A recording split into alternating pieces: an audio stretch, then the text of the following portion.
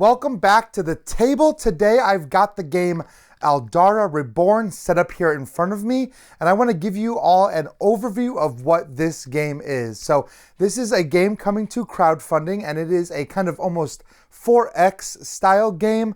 It's got a little bit of those X's mixed in either way, and it takes place in kind of a techno fantasy world. You can think it's got like some steampunk elements mixed with some magic elements and some like high-tech elements all kind of put in together here.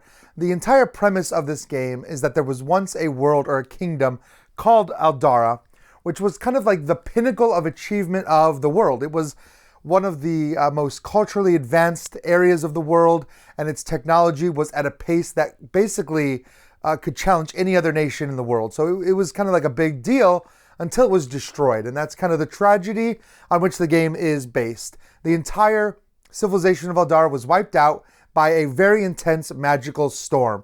You think like magic lightning and radiation and things like that. It was so bad actually that that entire area could not even be entered because the magic would just kill you. So everyone kind of just waited for that magical radiation to go away in order to start entering that area again. And that area of Aldarra is represented by this world map here in front of me. So this is kind of the first time that people have been able to go in there and find all of the riches and treasures and things that were thought lost when the country was destroyed. So you're effectively playing as different corporations or syndicates, guilds, however you want to phrase it, that are all coming into this area now, setting in their airships and building outposts in order to mine these valuable resources that were thought lost, and also to search for old technologies. Those old technologies can be used to improve your ships, improve your player board, and just give you access to new abilities. So you're doing all of that. And this map of Aldarra, it's made up of a bunch of different types of tiles, as you can see. There's some windstream tiles, some mines, mountains, and some different relic areas you can explore.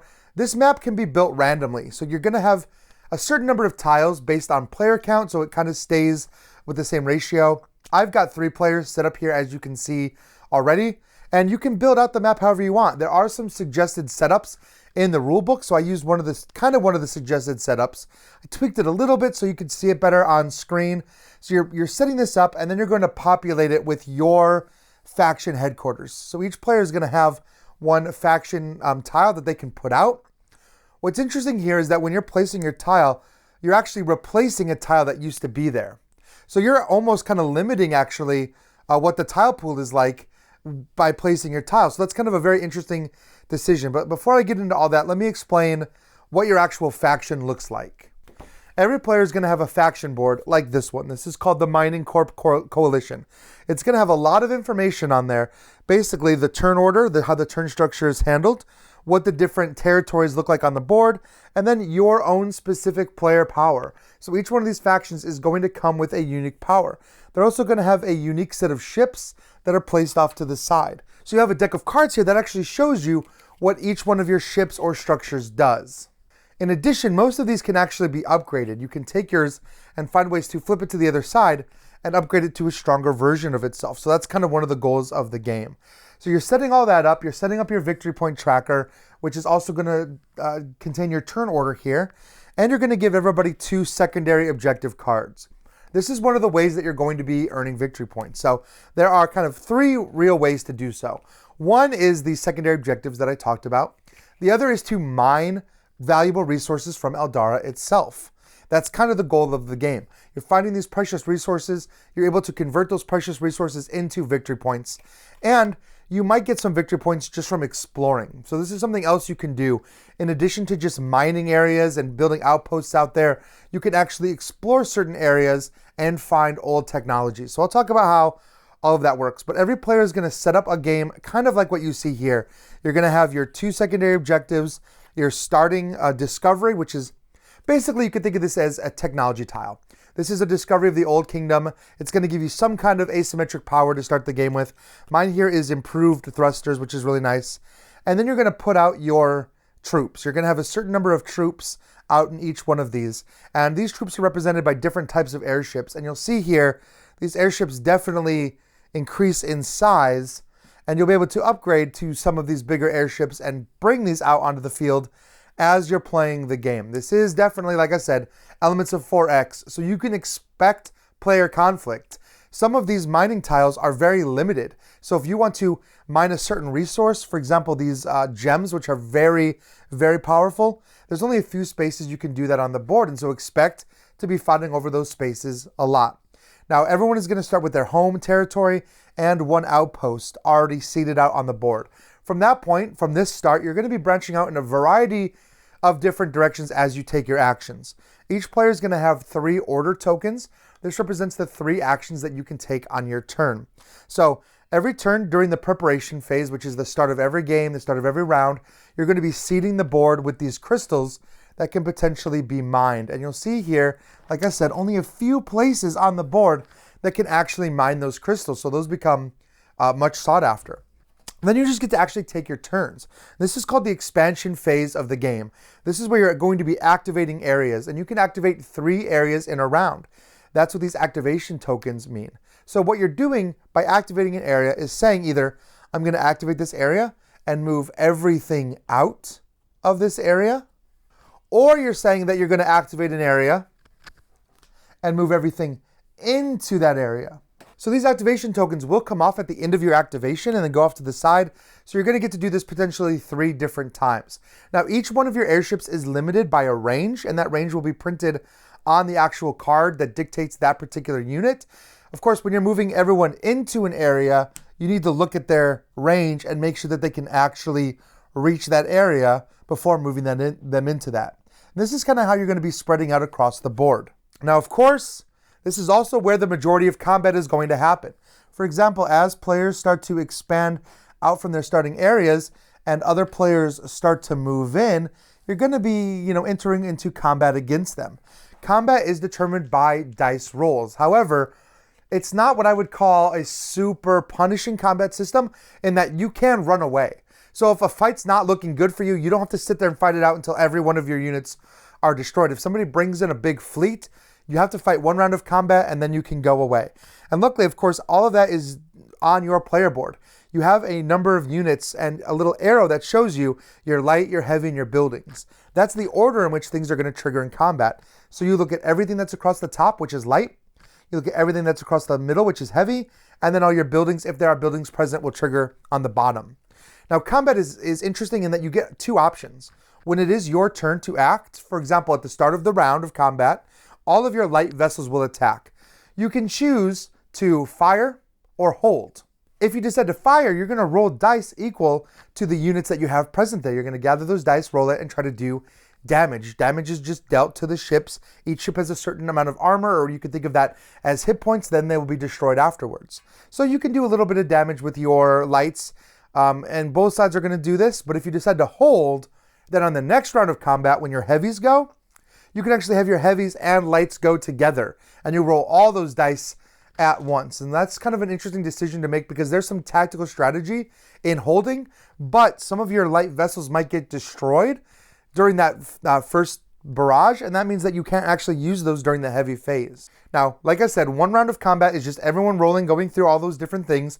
If you still have units surviving, either side can choose to retreat, and if you do, that's simple. You just pull your units back out of combat and the combat is over. Now, if the attacker retreats, then nothing really happens. But if the defender retreats, or if the defender's ships were completely destroyed, then the attacker gets a victory point. And you're going to be tracking victory points over here on this victory point tracker. So blue would get 1 victory point there. This is kind of a race. It's the first to get 20 victory points. So winning a lot of combats is a way to go up that victory point tracker. However, it is not the only way to go up. You can actually completely win this game without ever doing any direct conflict. Although, if you're trying to do a strategy like that, that's a heavy mining strategy, you're probably going to still get attacked by other players. So there is some level of combat that is unavoidable, but you can just keep retreating out. If no one retreats, then the combat escalates and you'll start adding more dice into your combat pool and doing more damage every time you hit that escalation step. So these conflicts can be kind of prolonged, especially towards the end of the game if people start adding in just a lot of ships, and you can have some situations where everybody is in combat at once. So you're going to be continuing to just roll bigger and bigger dice pools as that combat escalates. So that's all handled as you move. Once you're done moving with one thing, you'll take that off, like I said, and then you'll enter another activation where you can place a token, continue moving on. Your goal here is to take these mines so that you can control them. If you control a mine, it's going to produce for you. Your stronghold is always going to produce one thing, but then you'll have different mines that produce copper, silver, and gold, and then those crystals, which are very valuable as well. That's all done kind of in the next phase, but there is one other thing you can do when you activate an area.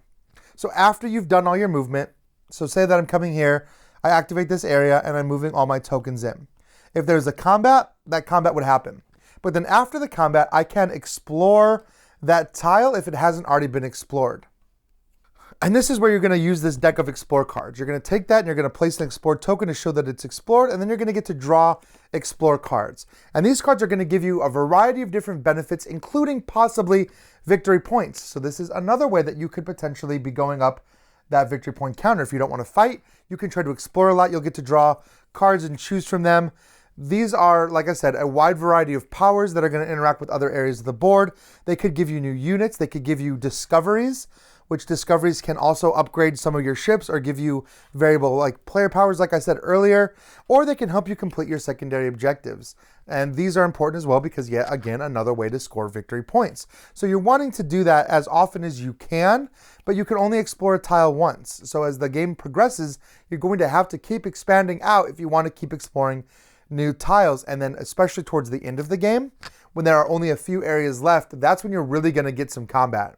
So if people aren't fighting over the mines, they're going to be fighting over the areas that are left to explore. Now, after everyone has taken all three of their actions and everyone is where they're going to be, that's when you move on to the management phase and you actually do the mining. The mining is based on areas that each player controls. So you're going to look at each area, see who controls it, and you're going to give them coins or gems equal to the amount that mine generates. And that's all printed out on your player board, so it's easy to remember. With that money, you can buy victory points. That is the key pinnacle way you're going to be scoring victory points. You can spend a lot of money to be moving up that track. You can spend money and gems to just gain points, but you have to be careful because you might need that money later to bring out new troops. So there's a balance that you're trying to decide between, do I want to buy victory points right now, or do I want to buy some more airships so that I can potentially get more victory points next turn? So after everyone finishes buying their victory points, you'll check and see if anybody has hit 20. If they have, that triggers the end of the game. Now, it's still possible if I hit 20 by buying and then it goes around the table and somebody else gets 22, then they would effectively win. So 20 is not necessarily a cap. That's just what ends the game.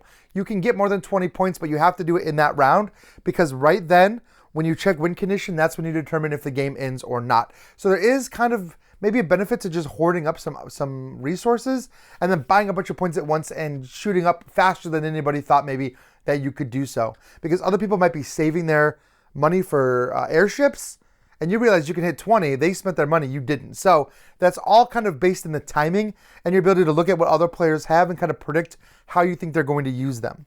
There's also those secondary objectives which can be completed as well. So you might have one that triggers towards the end of the game or even as you're buying those points. So you never quite know exactly how many points somebody's going to be able to produce.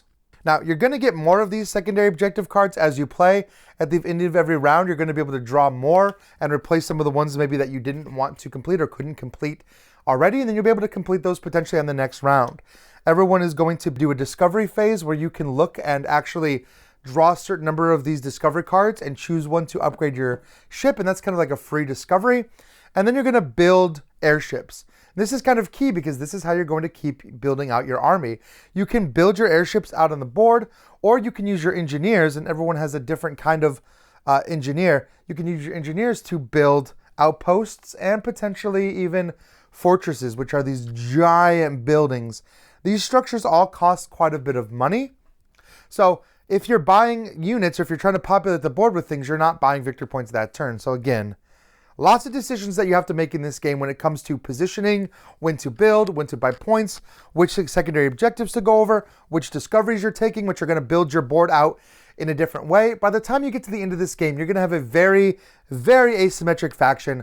Not only are you going to have your individual powers that were already different, but you're going to have a whole lot of discoveries that shape your faction in a different direction from everyone else. And since everyone is kind of going after different things, you might have a very different presence out on the board as well. Maybe you're not building a ton of buildings. Maybe you're just focusing on your dreadnoughts and bringing out your biggest ships so that you can do combat out on the board. I mean, each faction has these gigantic ships, which represent basically, their giant units. And of course, since these giant units can also be upgraded, you might be building a force that's very, very good at combat, or maybe a force that's very good at explore. Do you want to put all your money into building a few big airships, or do you want to put your money into building a ton of small airships and spreading out? I mean, these are all the decisions that come in this game. So there is that whole sandbox element at play here. If you like a game where you can make just your own path and play the game kind of at your own pace or the way that you want to play, with varying levels of combat, with varying levels of interaction, this is definitely a game that you're going to want to check out. You can see its relaunched campaign page. I know they've put a little effort into reevaluating the price of the game, the shipping, and all of that. So take a look at their page and see what all of that's going to look like, what all the final versions of these airships and various components are going to look like. If you have any questions, you can ask them in the comment section, or just leave a comment here down below and I will do my best to answer it after having played this game. I'd love to hear what you're most excited about when it comes to Aldarra. And as always, thank you for watching us here at MVM. Please like, subscribe, follow us, join our Discord community, and interact with us. We love having everyone in there. But until I see you again, just keep having fun at the table. Congratulations, you got to the end of one of our videos. Now, if you want more practice, just click on the video over here. It's another video. You might not have seen it yet, so click on it. If you don't want to do that, at least click on the subscription button below. That always helps us. And if you want notifications, please ring that bell.